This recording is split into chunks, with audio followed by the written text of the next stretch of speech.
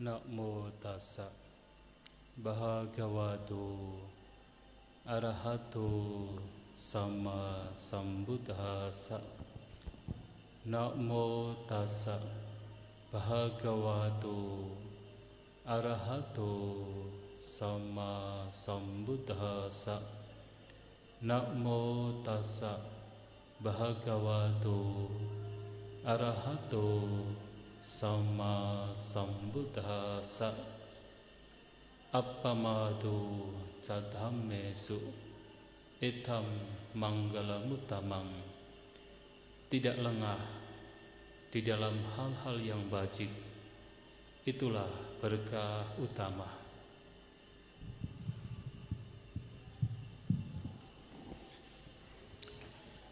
Yang termuliakan Ibu Sangga, hadir Bante Catamanu Mahathira, Bante Dirajito, Bante Atamido, dan juga Bante Ugasanto. Para rama-ramani yang saya hormati, Bapak Ibu Saudara-saudari sekalian yang berbahagia, selamat malam semuanya. Terpujilah Sang Buddha. Namo Buddhaya. Malam hari ini merupakan malam yang indah karena kita bisa hadir di vihara ini dan suasananya juga sejuk namun tidak hujan, dan juga kita hadir bukan sekedar untuk melakukan puja bakti, tetapi juga untuk melakukan kebajikan, yaitu perdana dalam Sanggadana di masa Kadina, yang mana seringkali kami para biku menyebutnya bahwa dalam Sanggadana di masa Kadina ini umat Buddha dimanapun berada, tidak hanya di Indonesia tetapi bahkan di luar negeri, melakukan pesta, yaitu pesta kebajikan. Karena banyak umat Buddha yang kemudian berkeliling dari satu tempat ke tempat lainnya, dari satu wihara ke wihara lainnya, untuk bisa menyokong kehidupan para biku, untuk menyokong kehidupan sangga. Dan apa yang dilakukan oleh Bapak Ibu Saudara-saudari sekalian, harus kita ingat, itu bukan kebajikan yang kecil.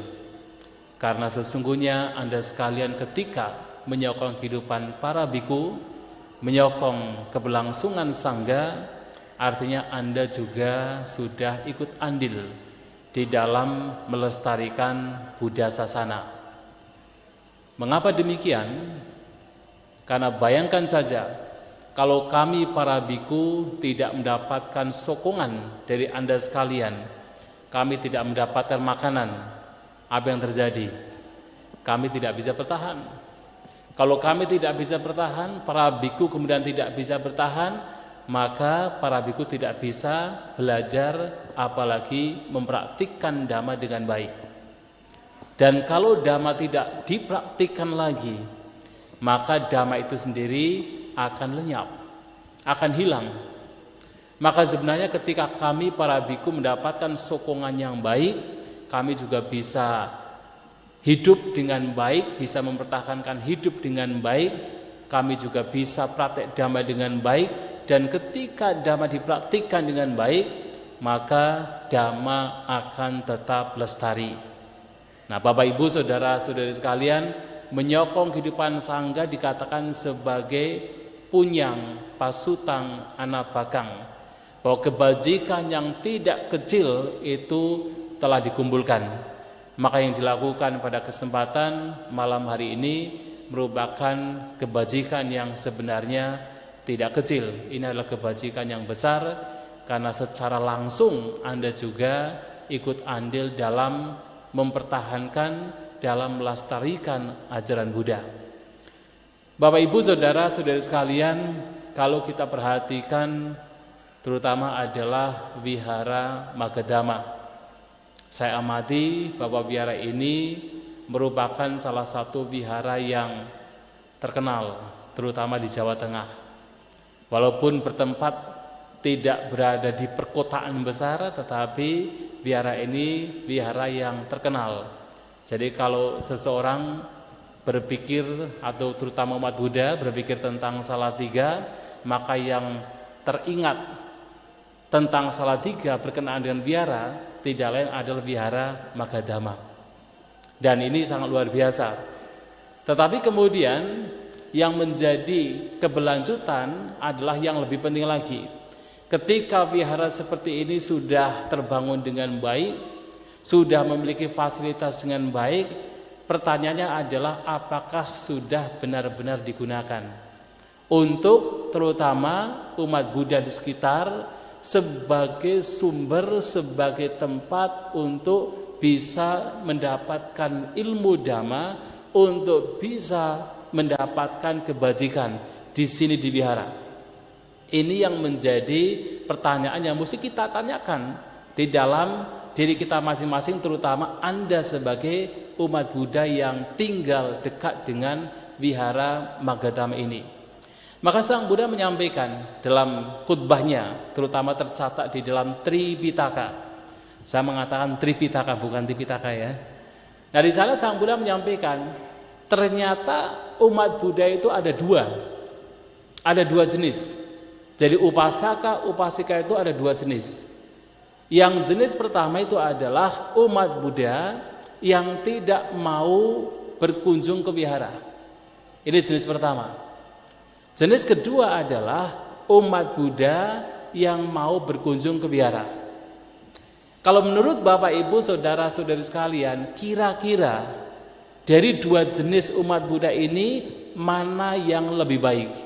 Yang mau berkunjung ke wihara atau yang tidak mau berkunjung ke wihara? Mana? Yang pertama atau yang kedua? Hah? Yang lebih baik ke yang kedua, yang tidak mau berkunjung.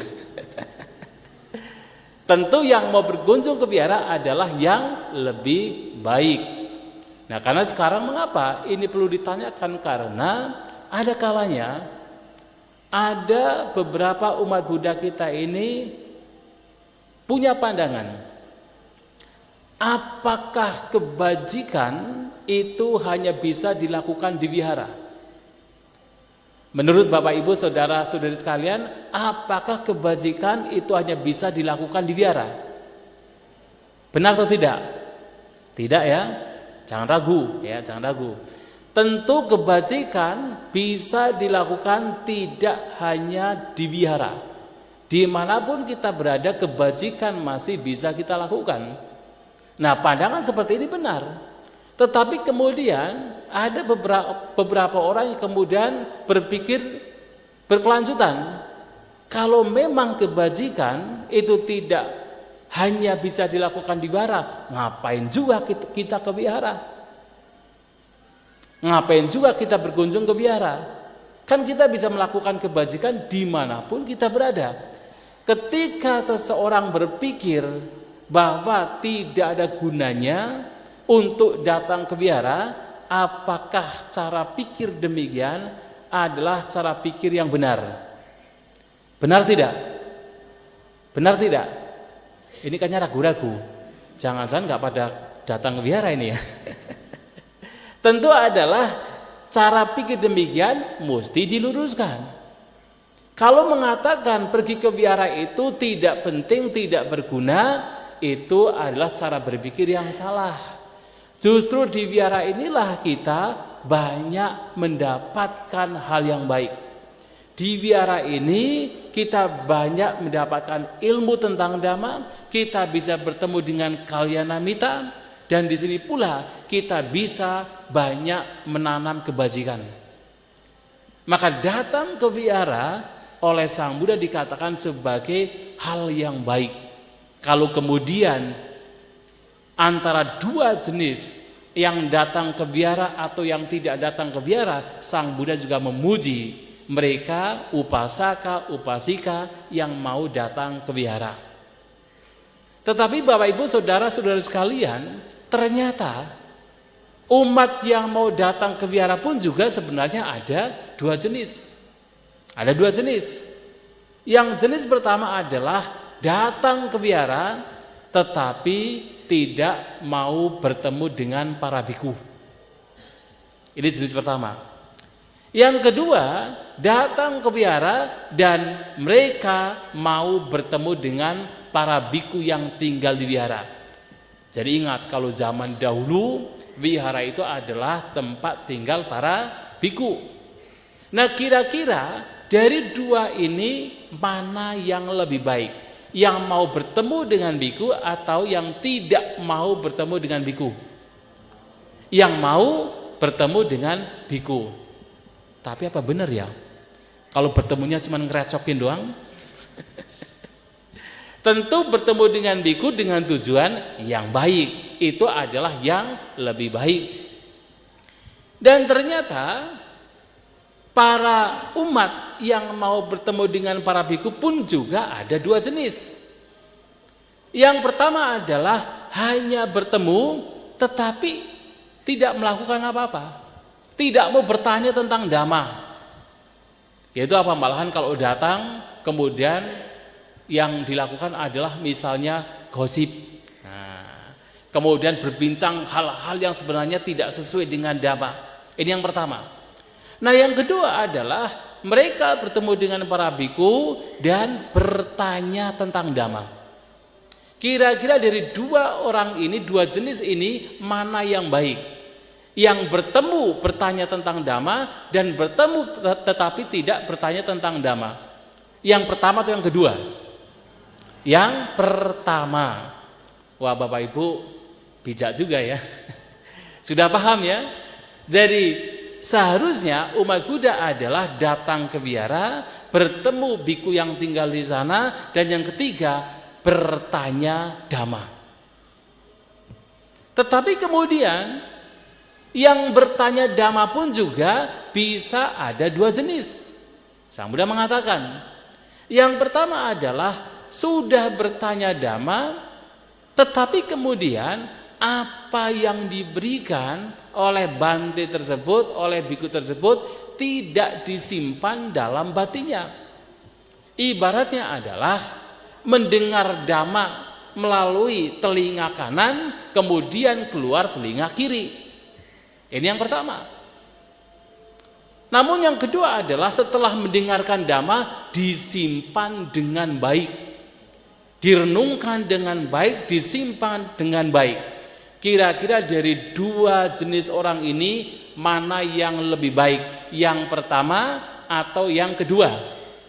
Yang kedua, yang mau menyimpan, mau mengingat dhamma yang sudah didengar. Tetapi kemudian memungkinkan pula dari orang-orang yang sudah mendengarkan dhamma dan disimpan dalam batinnya pun ada dua jenis. Yang pertama adalah jenis orang yang kemudian tahu dhamma, ingat dhamma, tetapi kemudian tidak dipraktikkan. Hanya sekadar teori, padahal sudah tahu apa itu abhidhamma, apa itu padija samupada, apa itu 4 kebenaran Arya, tetapi kemudian sekadar untuk dijadikan sebagai intelektualitas semata, tidak kemudian dipraktikkan.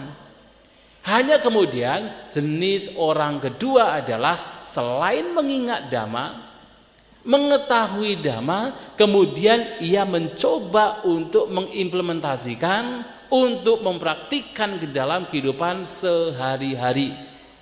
Dari dua jenis ini mana yang lebih baik? Pertama atau kedua? Adalah yang ini pada praktek atau enggak ya? Bingung ini kayaknya. Tentu adalah yang kedua. Jadi dhamma ini yang sudah diketahui itu mesti dipraktikkan. Maka Bapak Ibu sekarang paham ya? Paham sekali. Sebagai umat Buddha, yang pertama mesti sering datang ke wihara. Kemudian ketika ada bante yang datang, temuilah bante. Untuk apa? Yang ketiga, bertanya, berbincang, membahas dhamma. Dan dhamma yang sudah diberikan itu mesti diingat, disimpan baik-baik, yang kemudian dipraktikkan di dalam kehidupan sehari-hari. Kalau demikian halnya, maka datang ke wihara ini menjadi hal yang bermanfaat, yang tidak sia-sia. Karena dhamma itu memang mesti dipraktikkan dalam kehidupan sehari-hari. Kalau kita hanya memahami dhamma tanpa dipraktikkan, jadi Sang Buddha memberikan sebuah perumpamaan. Ada 4 jenis manusia. Ini kan tadi 2 jenis ya, masing-masing 2 jenis. Ini ada 4 jenis manusia yang diumpamakan seperti halnya seekor tikus. Ini bukan kita adalah tikus ya, tetapi ada perumpamaan seekor tikus seperti halnya manusia. Ada yang pertama, seekor tikus yang menggali lubang tetapi tidak menggunakan lubang itu sebagai sarangnya. Bapak Ibu pernah melihat? Ada seekor tikus menggali lubang tetapi tidak menggunakan lubang itu sebagai sarangnya. Pernah lihat belum? Pernah lihat? Pernah? Jangan bohong ya. Saya aja belum pernah lihat. Tetapi memungkinkan ada. Menggali lubang tetapi tidak menggunakan lubang itu sebagai sarangnya. Ini yang pertama. Nah yang kedua, ada seekor tikus yang tidak menggali lubang, tetapi begitu ada lubang, ia bersarang di sana. Ini yang kedua. Yang ketiga, ada seekor tikus yang tidak menggali lubang dan juga tidak menggunakan lubang sebagai sarangnya. Nah yang keempat, ada seekor tikus yang menggali lubang dan menggunakan lubang yang ia gali sebagai sarangnya. Ada 4 perumpamaan seperti ini. Nah perumpamaan yang pertama, seekor tikus yang menggali lubang tetapi tidak menggunakan lubang itu sebagai sarangnya. Itu diibaratkan ada orang-orang, ada umat Buddha yang belajar banyak tentang dhamma, menggali dhamma dengan banyak, memahami abhidhamma, memahami sutta, memahami vinaya, bisa berdebat, bisa berintelektualitas berkenaan dengan dhamma, tetapi kemudian ia tidak mempraktikkan dhamma. Ia menggali dhamma tetapi tidak menjadi pelaksana dhamma. Ini yang pertama. Nanti tinggal Bapak Ibu merenungkan, kira-kira saya ini jenis orang yang mana? Tikus yang pertama, kedua, ketiga, atau yang keempat? Kemudian ada juga orang-orang yang tidak menggali dhamma. Ia mengetahui sedikit. Ia mengetahui sedikit tentang dhamma, tidak perlu bermacam-macam. Menjadi dalam sekali berkenaan dengan misalnya Padicca Samuppada, berkenaan dengan abhidhamma. Tapi begitu mendengarkan dhamma sedikit, ia langsung mempraktikkan. Itu seperti seekor tikus yang tidak menggali lubang, tetapi begitu ada lubang, dia gunakan sebagai sarangnya. Ada orang-orang demikian, tidak banyak belajar tentang dhamma, tidak menggali dalam tentang dhamma, tetapi kemudian apa yang sedikit kemudian ia praktikkan. Ini jenis yang Buddha. Menurut Bapak Ibu saudara-saudari sekalian, dari 2 orang ini saja, kira-kira mana yang lebih baik? Banyak pengertian dhamma tetapi tidak dipraktikkan, namun ada juga sedikit dhamma tetapi kemudian dipraktikkan. Mana yang lebih baik? Pertama atau kedua? Tentu adalah yang kedua. Bahwa yang kedua ini lebih baik. Walaupun sedikit, kalau itu dipraktikkan, itu pasti memberikan manfaat. Tetapi kemudian ada juga seekor tikus yang sudah tidak menggali lubang, tidak pula kemudian membuat lubang sebagai sarangnya. Ada orang-orang yang malas untuk belajar dhamma, untuk mendengarkan dhamma, untuk merenungkan dhamma, dan ia pun juga tidak mempraktikkan dhamma.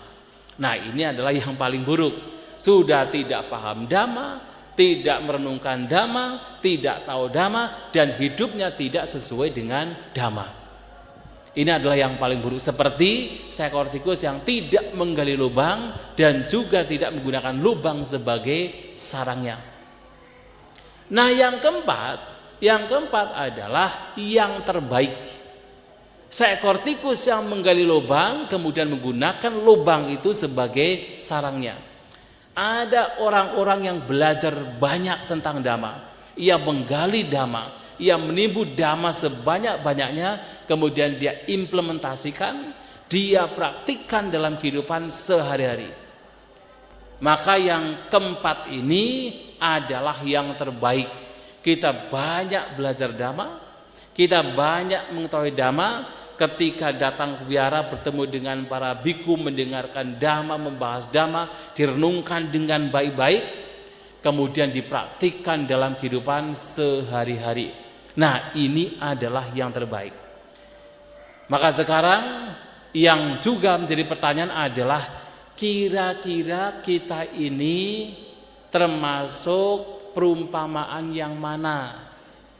Apakah yang hanya sekedar menggali tapi tidak menjadikan galiannya sebagai sarangnya, atau kita tidak menggali tetapi kemudian menjadikan lubang sebagai sarangnya, atau kita sama sekali tidak menggali dan tidak menjadikan lubang sebagai sarangnya, atau yang keempat, banyak belajar tapi juga banyak praktik. Maka kita harus apa? Harus mulai untuk mempraktikkan dhamma sedikit demi sedikit sampai kemudian menjadi seperti perumpamaan yang keempat. Banyak belajar dhamma dan juga dipraktikkan dalam kehidupan sehari-hari.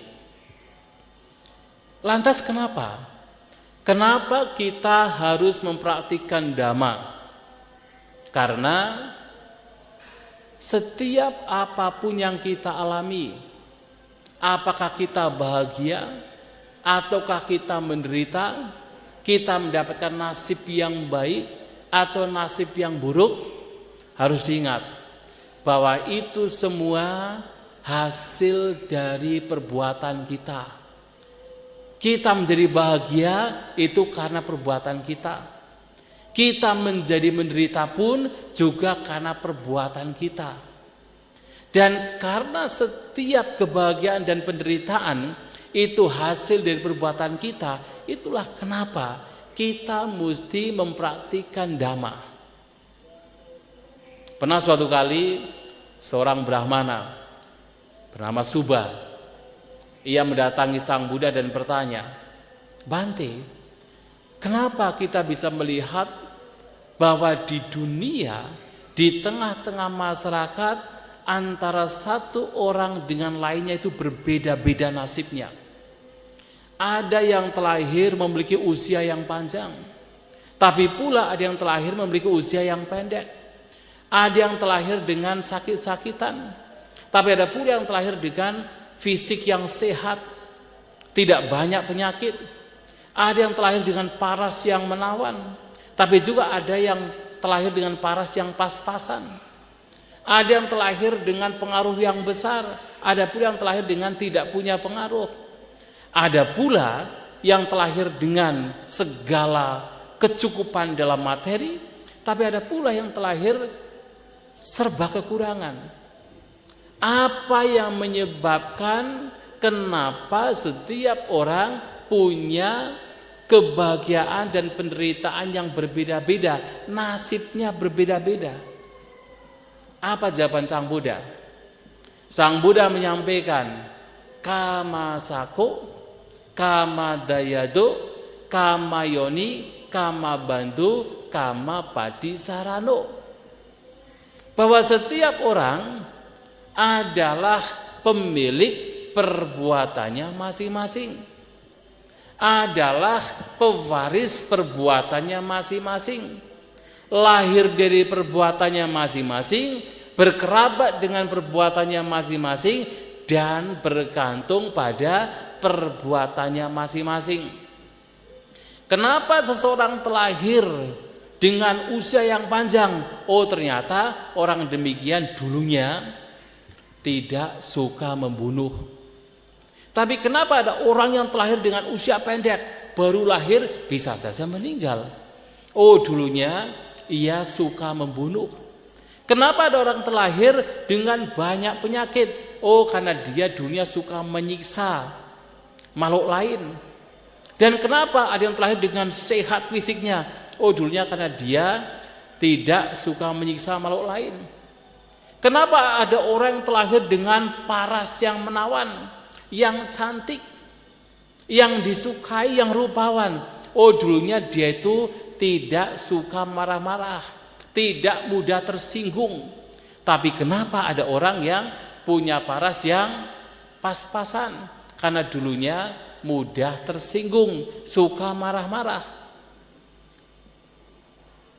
Sehingga kalau Bapak Ibu, saudara-saudari sekalian, kalau sekarang merasa dirinya enggak cantik ya, merasa dirinya tidak tampan ya, harus mulai dari sekarang. Jangan suka marah-marah, jangan suka tersinggung, jangan suka baperan.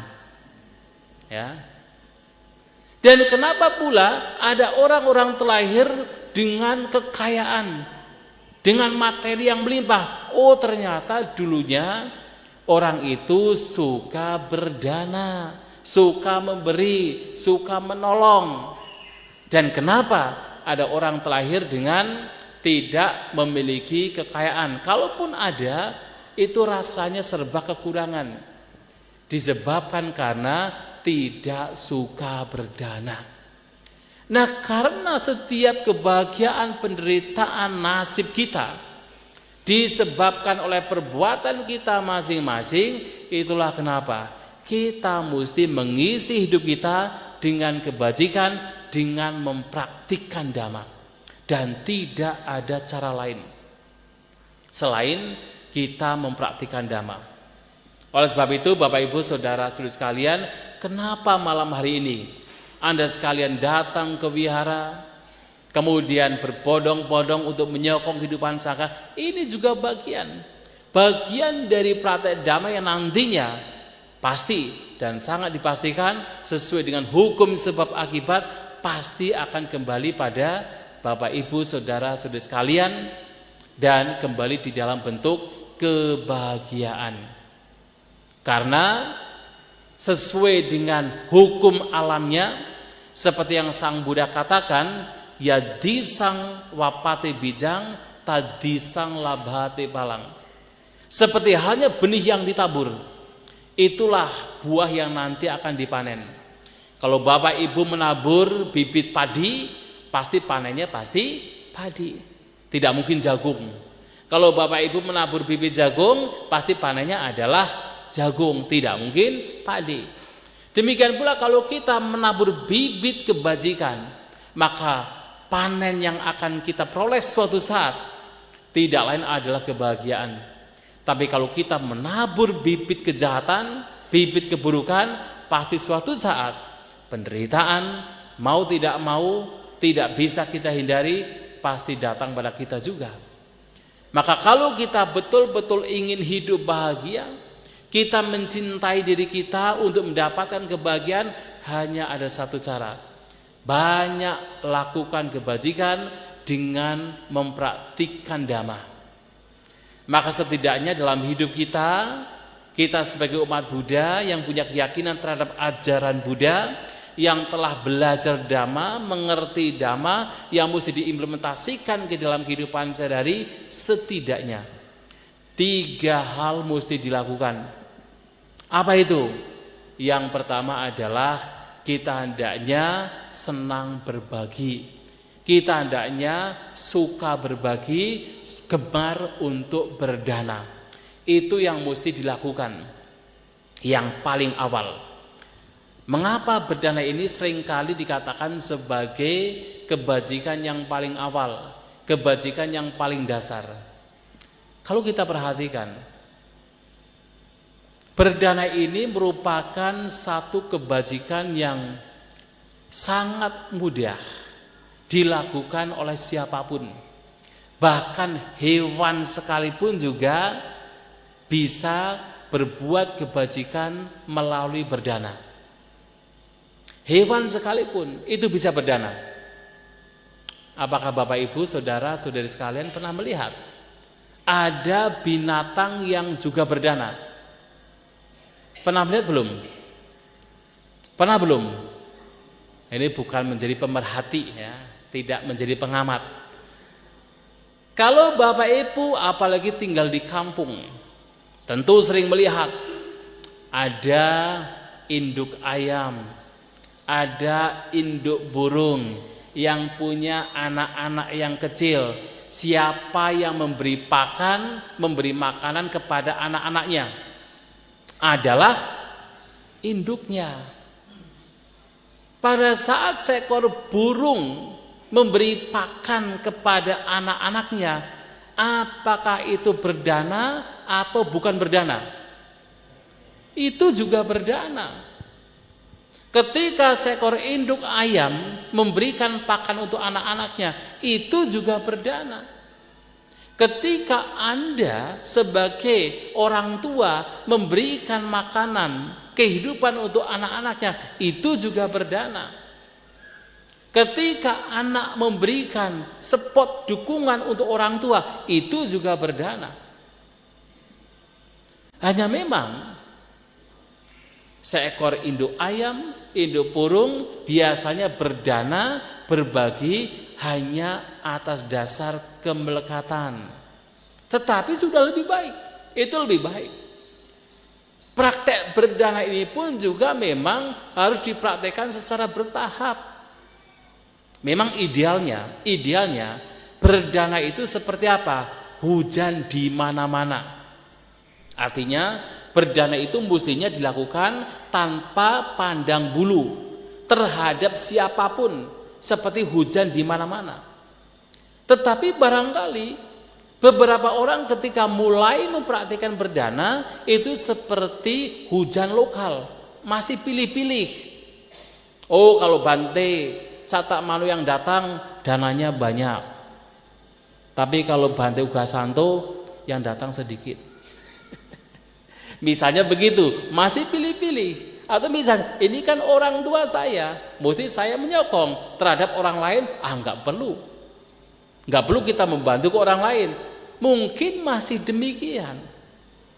Tetapi tidak apa. Diawali dari berdana pada orang-orang yang dekat. Mungkin masih atas dasar kemelekatan.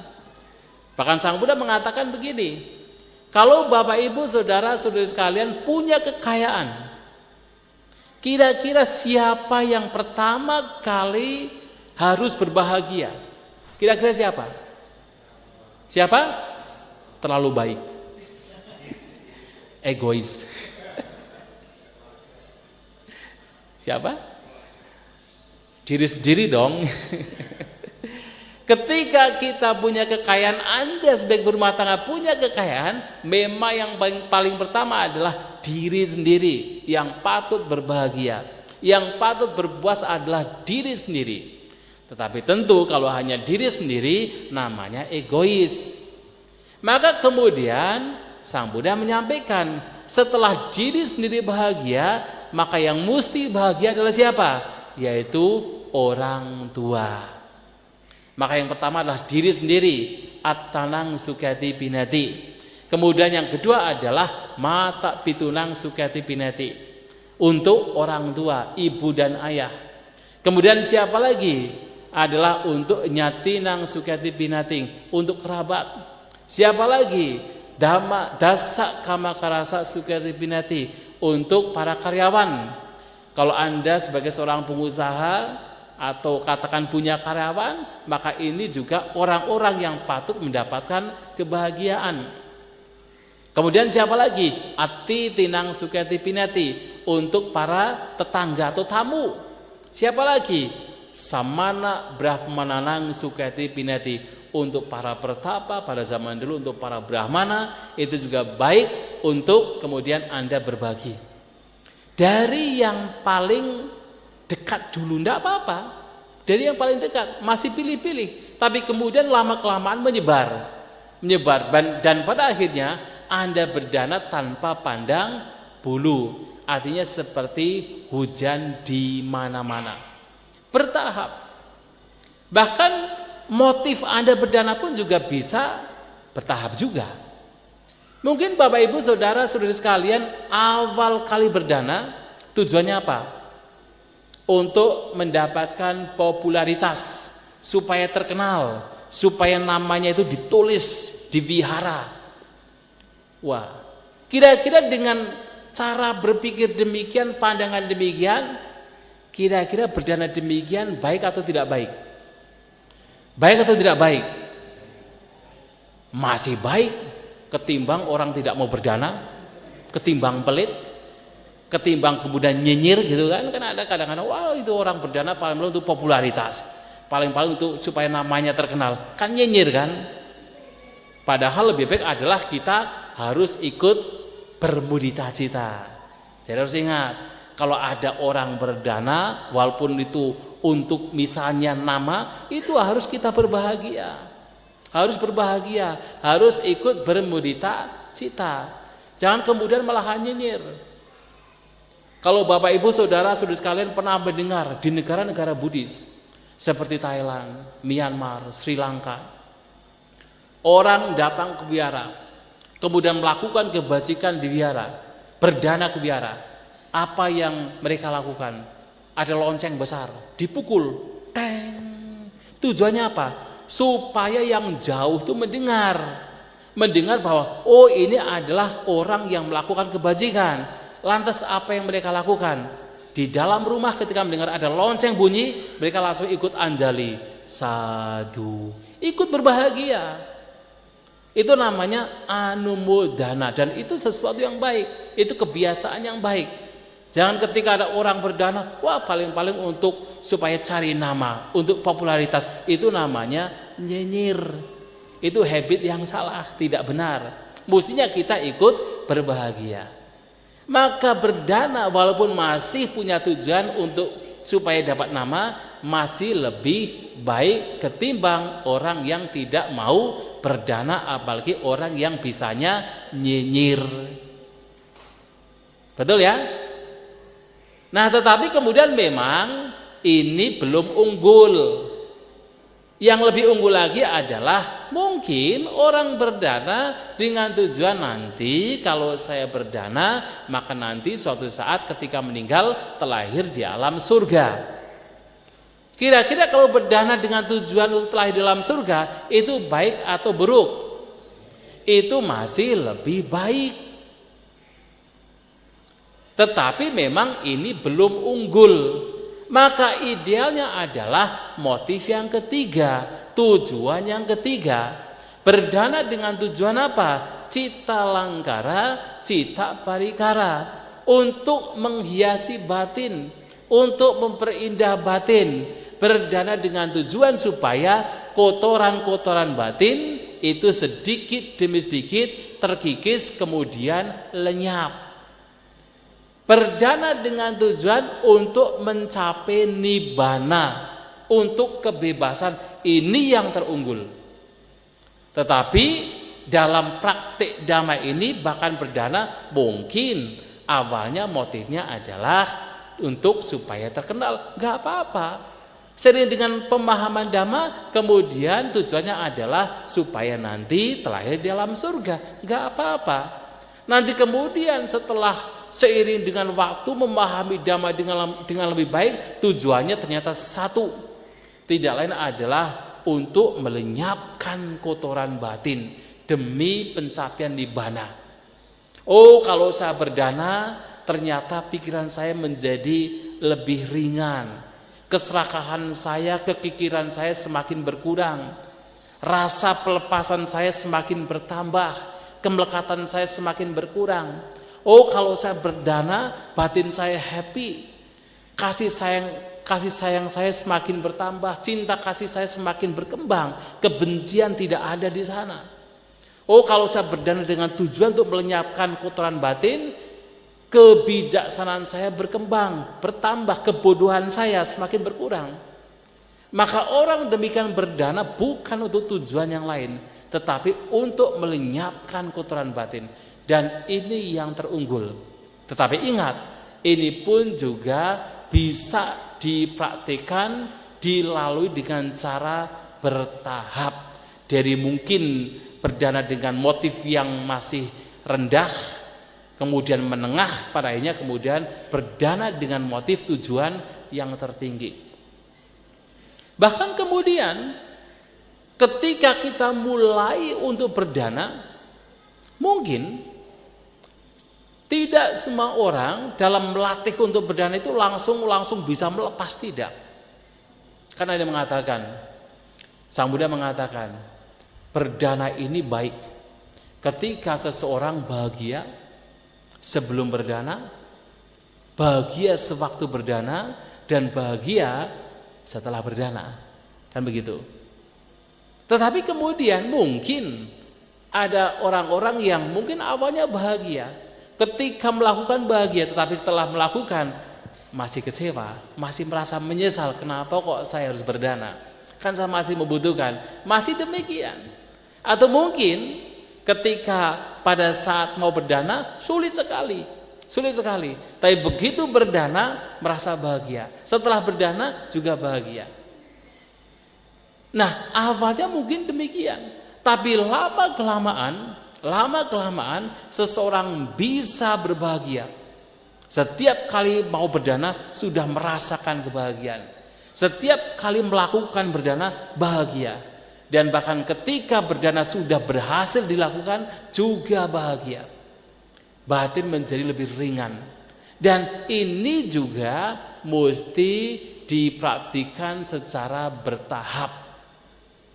Maka berdana ini walaupun praktik kebajikan yang dikatakan dasar pun sebenarnya ada yang dasar, menengah, ada yang paling mulia. Dan semua ini juga dipraktikkan secara bertahap. Dan Bapak Ibu, saudara-saudari sekalian, selain berdana, saya tidak akan panjang lebar, waktunya juga masih harus berlanjut. Yang kedua adalah dengan cara praktik sila. Ya, Bapak Ibu memiliki paling tidak 5 aturan kemoralan. Diperjuangkan. Untuk apa? Untuk dipraktikkan. Melatih diri untuk tidak membunuh, tidak mencuri, tidak melakukan tindakan asusila, tidak pula melakukan kebohongan, dan juga tidak bermabuk-mabukan atau mengkonsumsi apapun barang, apapun benda yang menyebabkan lemahnya kesadaran. Dalam praktek sila ini pun juga bisa bertahap. Tetapi ingat, khusus untuk 5 sila tadi yang telah disebutkan, tidak ada alasan untuk skip. Tahu skip ya? Artinya ya saya tak praktek yang 1 saja ya, yang 4 boleh, nggak bisa. Saya praktek yang pertama saja, nggak membunuh, tapi kalau mencuri boleh ya, nggak bisa.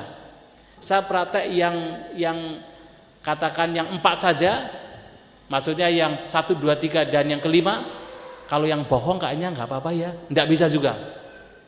Untuk khusus yang 5 harus diperjuangkan semaksimal mungkin, sesempurna mungkin.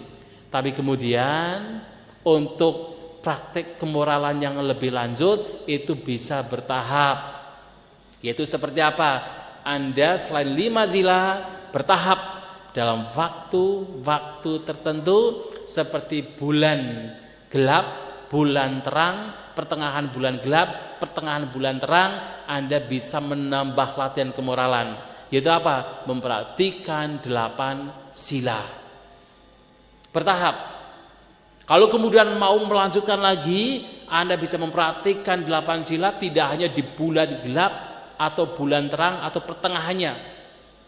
Jadi kalau di dalam khotbah Sang Buddha ada 1 khotbah yang mengatakan baik untuk berumah tangga mempraktikkan atas sila 1 bulan sebelum masa wasa, kemudian 3 bulan pada saat masa wasa, dan 1 bulan setelah masa wasa.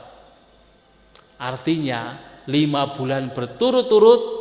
Bapak Ibu kalau mampu untuk melakukan, mempraktikkan 8 aturan kemoralan termasuk bulan ini. Termasuk sebenarnya. Tapi tentu ini juga bertahap. Dan terutama di Indonesia biasanya kita juga punya tradisi sebelum Waisak di bulan Mei selama 1 bulan itu juga diadakan 1 bulan praktek 8 sila. Betul ya? Di sini Bapak Ibu, saudara-saudari sekalian, praktek enggak 8 sila selama 1 bulan? Praktek enggak? Praktek ya? Iya, jangan kalah di kampung saya itu di Banjarnegara sana, setiap 1 bulan sebelum Waisak, wah itu dari anak kecil sampai tua, mereka secara umum mereka mempraktikkan sampai sekarang. Jadi sejak awal dicanangkan ada praktek 8 sila, kemudian sampai sekarang masih dilakukan. Dan itu luar biasa. Yang awalnya tidak paham, jadi awalnya berpikir kalau puasanya itu seperti sahabat kita di Muslim, bahwa pokoknya kalau sudah tidak makan di tengah hari, betul-betul tidak makan, tidak minum. Nanti minumnya lagi di pagi hari. Betul-betul demikian karena tidak tahu. Jadi pagi hari jam 6 boleh makan, minum sampai nanti jam 12. Setelah jam 12 siang mereka tidak makan, tidak minum. Dilakukan. Hanya kemudian diberitahu, ini boleh sebenarnya minum. Oh, kalau demikian lebih mudah lagi. Yang ternyata tidak makan tidak minum pun juga bisa setelah jam 12 siang. Apalagi ketika disampaikan wanita bisa, asalkan minumannya jangan minum susu. Ya, ternyata wah kalau begitu demikian ya lebih mudah dong. Dan dipraktikkan sampai sekarang. Bertahap ya, bertahap. Praktek sila. Kemudian juga sebagai umat Buddha selain praktek sila, Anda juga harus mempraktikkan bhavana, praktik meditasi. Karena meditasi ini adalah praktik yang sebenarnya membedakan antara ajaran Sang Buddha dengan ajaran-ajaran lainnya. Kalau berdana, setiap ajaran mengajarkan berdana. Kalau praktek kemoralan, setiap ajaran dalam batasan tertentu juga mengajarkan kemoralan. Tetapi praktik meditasi ini yang menjadi istimewa, yang ada di dalam ajaran Buddha.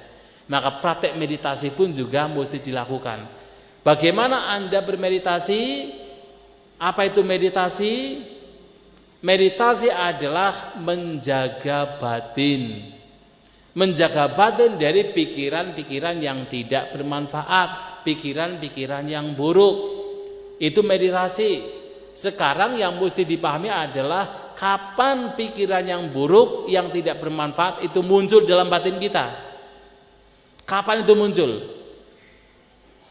Apakah pada saat Anda duduk diam baru kemudian misalnya kemarahan itu muncul? Ataukah pada saat Anda sedang berjalan kemarahan muncul? Tidak kan? Ternyata kemarahan, kebencian, iri hati, arogansi, pikiran-pikiran yang buruk yang tidak bermanfaat itu muncul kapan saja. Anda melihat orang yang tidak disenangi, kemarahan bisa muncul. Anda mendengarkan suara-suara yang tidak menyenangkan, iritasi pikiran bisa muncul.